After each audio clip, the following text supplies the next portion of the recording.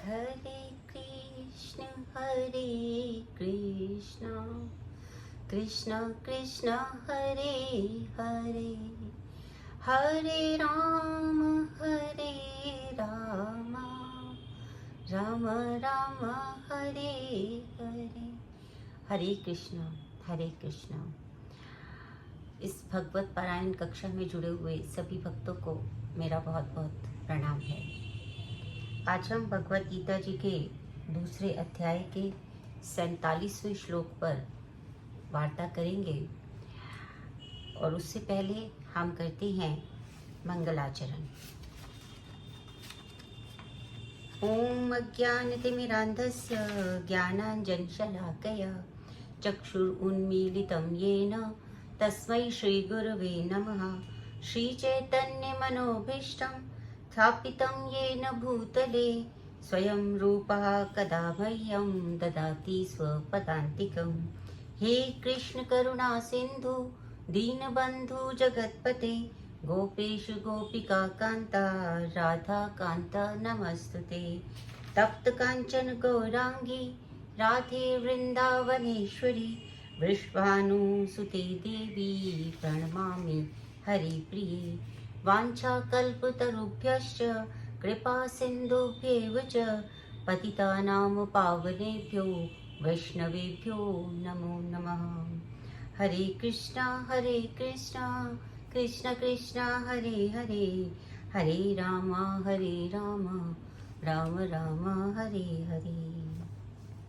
तो हम प्रारंभ करते हैं दूसरे अध्याय के 47वें श्लोक से।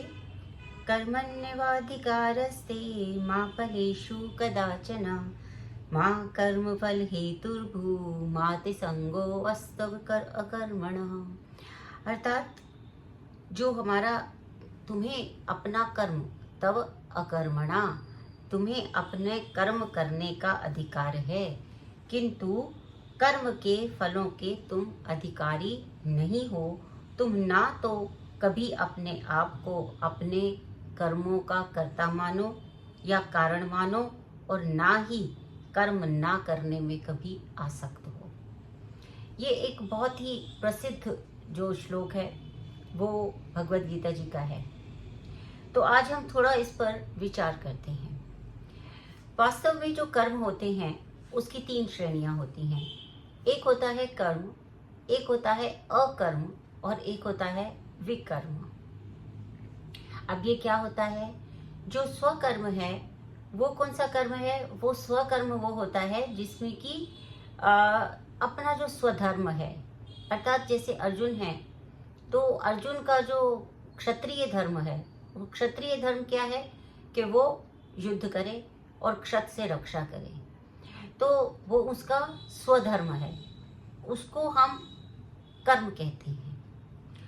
और जो अकर्म होता है वो कौन सा कर्म होता है? जिसमें कि जो भी हम कर्म कर रहे हैं, जो भी हमें जो कर्म हमारा है, यानी कि उसके जो फल है उसकी चिंता नहीं करते हुए जो कर्म हम करते हैं वो अकर्म है। क्योंकि जो भी कर्म हम किसी भी फल की इच्छा से करते हैं वो हमारा अपना कर्म बन जाता है, क्योंकि उसमें हम अपने आप को कर्ता मानने लगते हैं। और एक होता है विकर्म। विकर्म जो है वो क्या होता है?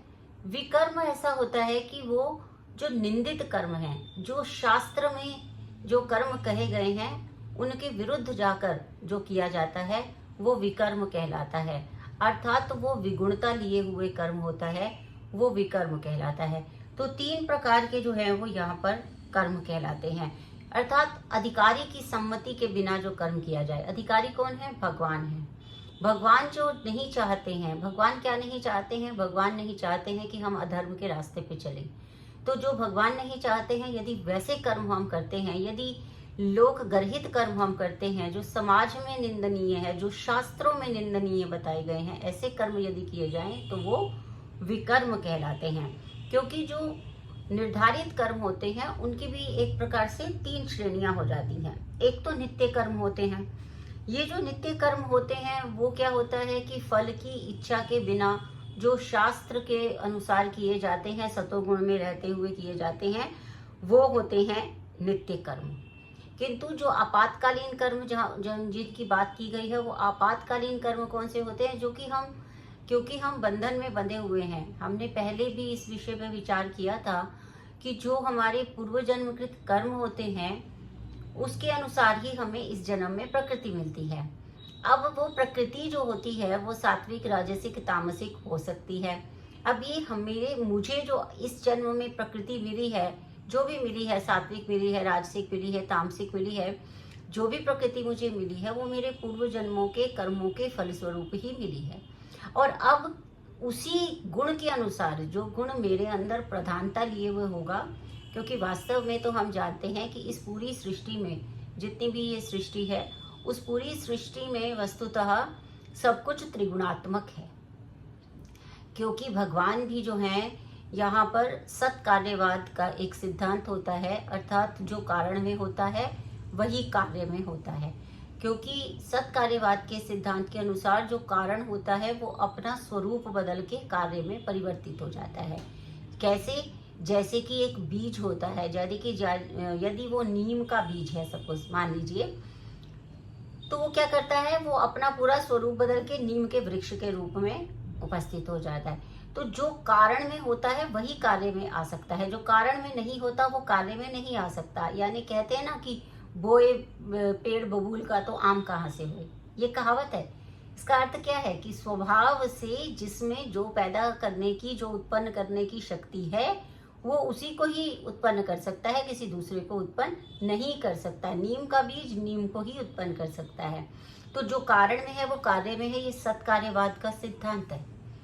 तो आपातकालीन कर्म में भी क्या है कि जो कारण में है वो कार्य में है। यानी कि प्रकृति जो हमारी जन्म के समय में जो मिली है हमको, अपने पूर्व जन्मकृत कर्म के कारण ही, तभी उसे प्रकृति कहा है। प्रकृति अर्थात प्रकृति, यानी पूर्व जन्म में जो कर्म हम करके आए हैं वो किए हुए कर्म, प्रकृति, जो कृत यानी कि किया जा चुका है, जो पूर्व में किया जा चुका है, उसके अनुसार जो इस जन्म में मिला है वो प्रकृति है। तो ये जो प्रकृति है, इसके अनुसार ही हम उस भौतिक बंधन में बंधे हुए हैं। तो हमें अभी उसी भौतिक बंधन में जो बंधे हुए हैं ना, उसी के अनुसार कार्य करना पड़ेगा, क्योंकि हमारी प्रवृत्ति वही होगी। यदि मैं सात्विक प्रवृत्ति के साथ, सात्विक प्रकृति के साथ, प्रवृत्ति के साथ उत्पन्न हुई हूँ, तो मेरा जो सारा आकर्षण है वो सात्विक वस्तुओं के प्रति रहेगा, सात्विक भावों के प्रति रहेगा। यदि रजस में हुई हूँ तो राजसिक भावों के रूप में अत्यधिक आसक्ति, मोह, मान, क्रोध, ये सब रहेंगे। तामसिक प्रकृति में पैदा हुई हूँ, उत्पन्न हुई हूँ, तो तमस प्रधान होने के कारण मुझ में आलस्य और नकारात्मकता ये सब होगी, और उसी के अनुसार ही मुझे अपना जीवन यापन करना पड़ेगा। तो ये बंधन होता है, इसीलिए इसे आपातकालीन कर्म कहा जाता है। और एक होते हैं जो इच्छित कर्म होते हैं। तो ये कर्म बंधन युक्त, जो कर्म को बंधन पैदा उत्पन्न करने वाले जो है, जो हमें जीवन चक्र में, जीवन मृत्यु के चक्र में उलझाने वाले हैं, वो तो निश्चित रूप से अच्छे नहीं माने जाते। अब उसमें ये कहा है कि एक तीसरे कर्म टाइप के जो होते हैं वो इच्छित कर्म होते हैं, यानी कि वो हम सकाम कर्म करते हैं, हमें कुछ चाहिए होता है तो हम उसके अनुसार कर्म करते हैं। अब यहाँ पर भगवान जो है वो ये कहना चाहते हैं कि अब अपना कर्म तो करें, अकर्म नहीं करना। यानी ऐसा नहीं है कि आप कर्म ही ना करें, विमुख हो जाएं, क्योंकि विमुख हो जाना भी क्या है, आसक्ति का ही दूसरा भाव है। मतलब जो अकर्म है, जैसे जो अर्जुन है, वो अपना कर्म ही करने को तैयार नहीं है। वो क्या, जो उसको युद्ध करना है वो करने को तैयार नहीं है। क्यों नहीं करने को तैयार है? अकर्म भी क्या होता है, मुझे करना ही नहीं है, मैं छोड़ ही देता हूँ। ये कौन सी चीज़ है? ये क्या है? ये है पलायनवाद, एस्केपिज्म, है ना। देखिए, हम अगर आज के जीवन में भी देखते हैं कि हम अगर आज के जीवन में भी देखते हैं ना, तो हम ये देखते हैं कि जो प्रॉब्लम सॉल्विंग है, हमारे सामने अगर कोई समस्या आ जाती है तो हमें उसके दो तरीकों से हम उसको सॉल्व कर सकते हैं। एक तो होती है प्रॉब्लम सॉल्विंग अप्रोच, किसी भी प्रॉब्लम को सॉल्व करने के लिए एक होती है प्रॉब्लम सॉल्विंग अप्रोच, और दूसरी अप्रोच होती है इमोशन फोकस्ड अप्रोच। तो जो एक्चुअली अप्रोच रखनी चाहिए वो कौन सी रखनी चाहिए? Problem solving approach. क्योंकि प्रॉब्लम सॉल्विंग अप्रोच में हम क्या करते हैं कि हम सबसे पहले प्रॉब्लम को आइडेंटिफाई करते हैं, फिर हम उसके ऊपर जो है वो उसके लिए अल्टरनेट ढूंढते हैं, उसको सॉल्व करने के लिए अल्टरनेट ढूंढते हैं। फिर उन अल्टरनेट्स में प्रॉस एंड कॉन्स को देखते हुए हम किसी एक पॉजिटिव पॉइंट की तरफ बढ़ते हैं, जिसको कि हम ऊहा कहते हैं। जब हम पहले चिंतन करते हैं, पहले उस आइडेंटिफाई करते हैं, पहले उसे निर्धारित करते हैं लक्ष्य को, उस समस्या को कि है क्या, फिर उसके ऊपर चिंतन करते हैं, यानी उसके गुण दोष के ऊपर चिंतन करते हैं और उस विषय पे चिंतन करते हैं, फिर उसके गुण दोषों पे चिंतन करते हैं, जिसे विचार कहा जाता है। यानी विविध प्रकार से हमारा मन जो है वो उसके ऊपर जो है विचार करता है कि कैसे इसका निवारण किया जा सकता है, और फिर ऊहा तक पहुंचते हैं। यानी कि कोई भी कार्य करने के जो प्लस और माइनस है उनको गिनते हुए जहाँ प्लस ज्यादा है उसकी तरफ हम टिल्ट होते हैं, और फिर हम एक अपना लक्ष्य निर्धारित करते हैं और फिर संकल्प करते हैं कि हम उस तक पहुंचे। तो ये जो एक प्रक्रिया है, इस प्रक्रिया को पूरा करते हुए जब हम किसी समस्या का हल ढूंढते हैं तो वो प्रॉब्लम सॉल्विंग प्रक्रिया कहलाती है। लेकिन एक दूसरी होती है जिसे इमोशन फोकस्ड प्रॉब्लम सॉल्विंग कहते हैं। उसमें क्या होता है कि उसमें 2-3 तरीके होते हैं। एक तो चीज होती है एस्केपिज्म, पलायनवाद, यानी कि भाग ही जाओ, उस परिस्थिति से ही भाग जाओ कि मुझे तो कुछ करना ही नहीं है, नहीं भाग जाते हैं इससे, उस परिस्थिति से भाग जाना। यानी क्या? यानी कि डिनाई ही कर देना कि ये कोई समस्या है भी।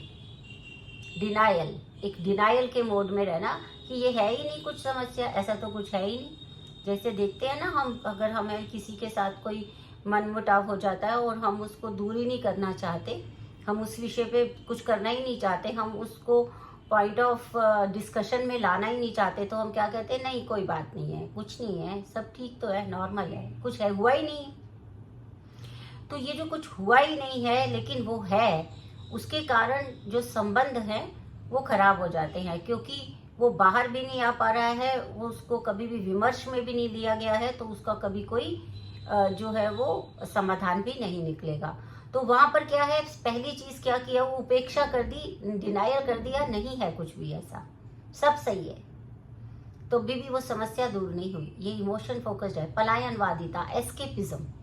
तो अर्जुन यहाँ पर क्या कर रहे हैं? इमोशन फोकस्ड हो गए हैं। होना चाहिए प्रॉब्लम सॉल्विंग के लिए जाना चाहिए, लेकिन हो कहाँ रहे हैं? वो इमोशन फोकस्ड हो रहे हैं, क्योंकि वो इतने भावुक हो गए हैं, इतने आसक्त हैं अपने पितामह और अपने गुरु के प्रति कि वो युद्ध ही नहीं करना चाह रहे हैं। तो ये क्या चीज है? ये अकर्म है। तो अकर्म कहाँ से उत्पन्न होता है? हमारी अत्यधिक आसक्ति से उत्पन्न होता है, कि किसी के लिए हमारी इतनी आसक्ति है कि हम जो है उस समस्या से भाग रहे हैं, तो वो कहलाता है अकर्म, जिसके लिए भी निषेध किया गया है। तो ऐसी जो आसक्ति होती है वो कभी भी हमें मुक्ति के पथ तक नहीं ले जा सकती है, और अकर्म जो है वो वस्तुतः पापमय है। इसलिए कर्तव्य के रूप में युद्ध करना ही अर्जुन का जो है वो मुक्ति का एकमात्र कल्याणकारी मार्ग है। अब इसमें समझिए कि ये अर्जुन का ही नहीं, हम सबका ही कल्याणकारी मार्ग यही है। क्या है हम सबका कल्याणकारी मार्ग? एक ही है, कर्तव्य का पालन करते हुए युद्ध करना। और ये युद्ध किससे करना है? वस्तुतः अर्जुन को तो कि युद्ध किससे करना था? बाहर से करना था, मैंने पहले भी बताया था। लेकिन हमें ये युद्ध कहाँ करना है?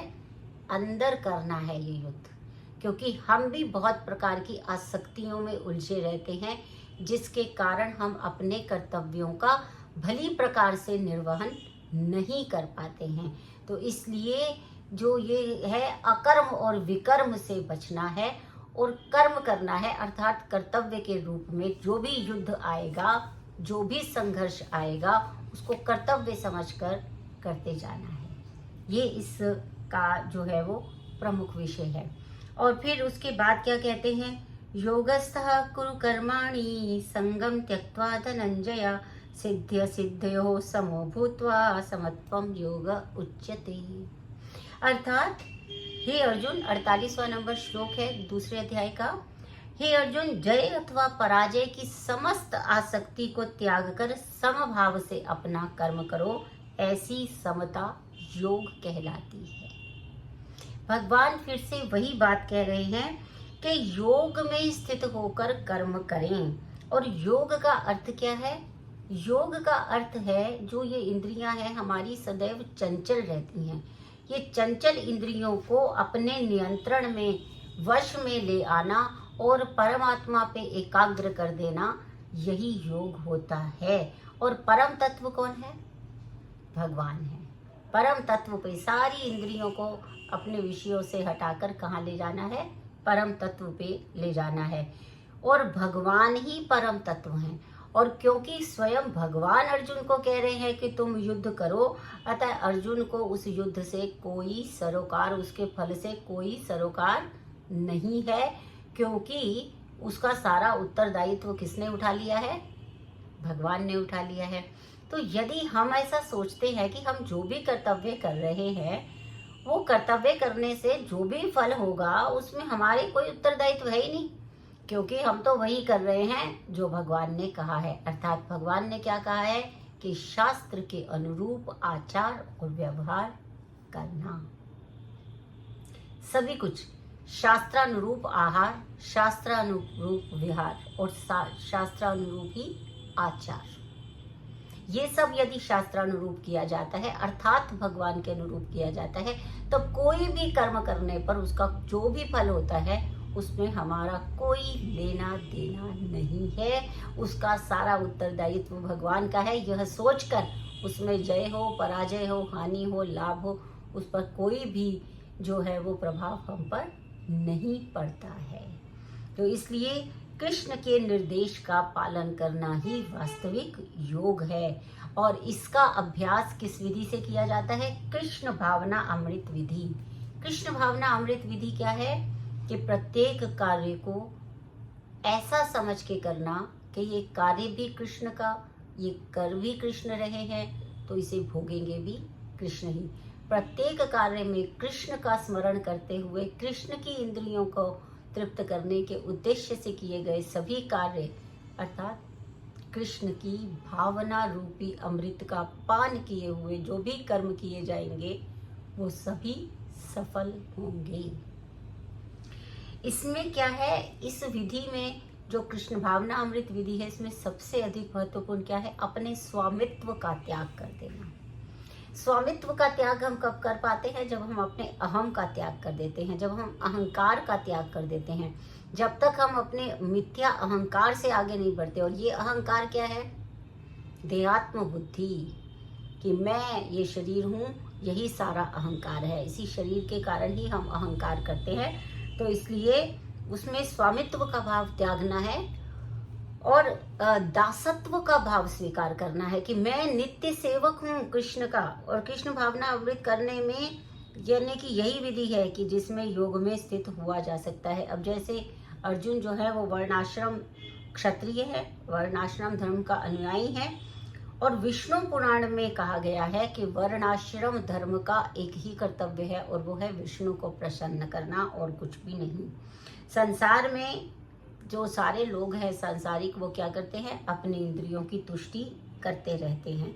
परंतु वर्णाश्रम धर्म का जो पालन करता है तो वो कहते हैं कि कृष्ण को तुष्ट किए बिना, संतुष्ट किए बिना कोई अपने वर्णाश्रम धर्म का पालन नहीं कर सकता है। तो इसीलिए हमें अपना प्रत्येक कर्म ऐसा मानना चाहिए कि ये ईश्वर के द्वारा प्रदत्त है, ये कर्तव्य भी ईश्वर के द्वारा प्रदत्त है, इसका कर्ता भी भगवान कृष्ण है और इसका भोक्ता भी भगवान कृष्ण है, और मैं केवल दास हूँ। मैं कौन? मेरे अंदर स्थित जीवात्मा। उसके बाद क्या होता है, क्या कहते हैं? दूरेण ही अवरम कर्म बुद्धि योगात् धनंजय बुद्धौ शरणम अन्विच्छ कृपणाः फल हेतवः। अर्थात 49 नंबर श्लोक क्या कहते हैं? हे धनंजय, भक्ति के द्वारा समस्त गर्हित कर्मों से दूर रहो और उसी भाव से भगवान की शरण ग्रहण करो। जो व्यक्ति कृपण जो व्यक्ति अपने सकाम कर्मों के फलों को भोगना चाहता है वे कृपण है। इसलिए जब अर्जुन के मन में बहुत सारी दुविधा आ रही थी और वो भगवान की शरण में गए तो उन्होंने क्या कहा, कार्पण्य दोषो उपहत स्वभावा। मैं कार्पण्य दोष के कारण जो है के कारण मेरा प्रभाव कम हो गया, उपहत प्रभाव, उसके कारण मैं मार दिया गया हूँ, एक प्रकार से मेरी चेतना मर गई है। किसके कारण? कार्पण्य दोष से। कार्पण्य दोष क्या है? देहात्म बुद्धि है कार्पण्य दोष। और कृपणता क्या है? सकाम कर्म को फलों को भोगने की इच्छा, सकाम कर्म फलों को भोगना जो चाहते हैं वे कृपण हैं। ठीक है। और इसमें क्या होता है कि जो व्यक्ति वो कृपण क्यों है? क्योंकि वो मैं शरीर के तक ही सीमित रहना चाहता है। कृपण कौन होता है? कंजूस, जो कुछ खुले मन से स्वीकार ही नहीं कर पाता, जिसके अंदर कुछ देने की अपना अहम भाव, अपना मोह, अपना भ्रम, अपना आसक्ति, कुछ त्यागने का जिसके अंदर कोई भी जो है भाव ही नहीं है, वो कैसा है? वो कृपण है ना। तो ये कृपणता है। तो इससे सारे कर्मों को जब कृष्ण भावना अमृत में स्थित रहता है तो उस कृष्ण के अलावा सारे कर्मों का जब त्याग कर देता है तो उसे क्या कहते हैं? भक्ति मार्ग। और यही भक्ति मार्ग जो है, क्योंकि कृपण ही अपने सकाम कर्मों को भोगना चाहता है, और जो भक्ति मार्ग होता है वो क्योंकि सकाम कर्म करेगा तो क्या करेगा? भवबंधन में फंसता चला जाएगा। तो इसलिए जितने भी कर्म भवबंधन में फंसाने वाले हैं वो सब गर्हित कहे गए हैं, निंदनीय कहे गए हैं, उनका त्याग करना चाहिए। तो इसीलिए ऐसी आकांक्षा किसी को नहीं करनी चाहिए कि मैं कर्म का कारण बनूं, क्योंकि सर्व कारण कारणम भगवान कृष्ण है। सभी कारणों का कारण भगवान कृष्ण है। इसीलिए कृष्ण भावना अमृत में ही हर कार्य किया जाना चाहिए। और यह भी समझने की आवश्यकता है कि कृपणों को यह ज्ञात नहीं है, कृपण जो जिसको अपने सकाम कर्म भोग रहे हैं तो उसको यह ज्ञात ही नहीं है कि मान लीजिए वो दैववश उसको कुछ मिल गया, या फिर वो कठिन परिश्रम करता है और कठिन परिश्रम के बाद उसको कुछ ना कुछ संपत्ति मिल जाती है, तो वो उसका सदुपयोग कैसे करे उसे वो भी नहीं पता। क्योंकि कृपण क्या करता है? आप देखिए ना, कंजूस का जीवन कैसा होता है। अगर हम सामान्य व्यक्ति भौतिकता में भी देखेंगे तो कैसा होता है कंजूस व्यक्ति का जीवन? कभी प्रसन्न नहीं रहता। देखा होगा आपने, जो कंजूस होता है कभी प्रसन्न नहीं रहता, एक एक पैसा गिनता रहता है कि इतना मुझे दिया है, इतना मैंने अगर खर्च कर दिया तो मेरे पास बस इतना ही रह जाएगा, मैं इसके साथ ऐसा इतना क्यों दूं, मैं मोल भाव क्यों ना करूं, मैं इससे कम में भी ले सकता हूं, ये वस्तु लेने की ज़रूरत ही क्या है, मैं ऐसे ही रह लूँगा, मुझे प्रतिदिन क्यों नए वस्त्र पहनने हैं, क्यों मुझे अपना लिविंग स्टैंडर्ड अच्छा करना है, पैसे खर्च करने से क्या फ़ायदा है। तो क्या करता है वो? सारा जीवन जो है वो अपना उस धन को संचित करने में लगा देता है। उसके अंदर एक परिग्रह दोष हो जाता है। इसको हम होर्डिंग पर्सनैलिटी भी कहते हैं। होर्डिंग की पर्सनैलिटी होती है। आपने देखा होगा जैसे कोरोना हुआ था, तो कोरोना में क्या हुआ था कि सारे बाजार सब बंद थे और बहुत से लोग जो कि हैंड टू माउथ थे, जो कि आज कमाएंगे तो खाएंगे, रिक्शा वाले ये सब, वो सब बंद हो गया था क्योंकि सब घरों में बंद हो गए थे, कोई कहीं जा ही नहीं रहा था। तो जो व्हीकल है वो चल ही नहीं रहा है सड़क पे, तो कि रिक्शा भी नहीं चल रहा, कुछ नहीं चल रहा, उसके पास कुछ नहीं है। और वो जब दुकान से कुछ लेने जाता है तो पता चलता है कि कुछ लोग जो कि बहुत संचित करने की, परिग्रह की जिनकी जो है वो भावना बन गई थी, उन्होंने क्या किया था कि सारा अनाज सब कुछ कई कई दिनों का अपने घर में रख लिया था खरीद खरीद के, ताकि उन्हें कोरोना में बाहर ना जाना पड़े। लेकिन उसमें वो ये भूल गए थे कि बाकी लोग जो कि इतना सारा एक साथ नहीं खरीद सकते हैं, जिन्हें रोज ही लेने के लिए उतना ही धन है जितने में वो रोज ले लें, लेकिन उनकी कोई चिंता न करते हुए उन्होंने अपने पास परिग्रह करके रख लिया और वो कंजूस कृपण होते रहे। सबसे अधिक वही डरे और सबसे अधिक वही मरे। यदि आप कभी गंभीरता से विचार करेंगे तो देखेंगे कि सबसे अधिक जो डरे, सबसे अधिक वही मरे, और सबसे अधिक उन्होंने ही संचय करने का प्रयास किया। तो इसलिए भगवान ये कहते हैं कि जो कुछ भी दैववश या फिर कठिन परिश्रम से मिल गया है, मान लीजिए तो कुछ भी यदि मिल गया है, आपको दैववश मिल गया है, किसी कठिन परिश्रम की वजह से मिल गया है, तो उसका सदुपयोग कैसे करना है ये भी उसको ज्ञात नहीं है। वो उसको और संचित और संचित और संचित करता रहता है, और जो कि उसके लिए फिर दुख का ही कारण बनता है, क्योंकि एक होता है योग और एक होता है क्षेम। एक चीज़ हम अर्जित करते हैं और फिर उस अर्जित करने के बाद उसको संभाल के रखने की टेंशन लेते हैं और ज़्यादा स्ट्रेस लेते हैं। जीवन में किसी भी वस्तु का भोग नहीं करते कि ये खर्च हो जाएगी, ये मेरे से दूर हो जाएगी, जबकि वो यह भूल जाता है कि यह सब संपत्ति किसकी है? भगवान की। ईशावास्यो ही सर्वम इदम यत् किंचित जगत्याम जगत, है ना। तेन तेन त्यक्तेन भुंजिता कस्यस्विद इदम धनम। ये भगवान ने ईशावास्य उपनिषद में जो है ये पहला जो मंत्र आया है कि ईशावास्यम इदम सर्वम। ये सदैव याद रखना चाहिए कि इस भौतिक संसार में जो कुछ भी है, यत् किंचित जगत्याम जगत, इस पूरे संसार में जो कुछ भी है वो किसका है?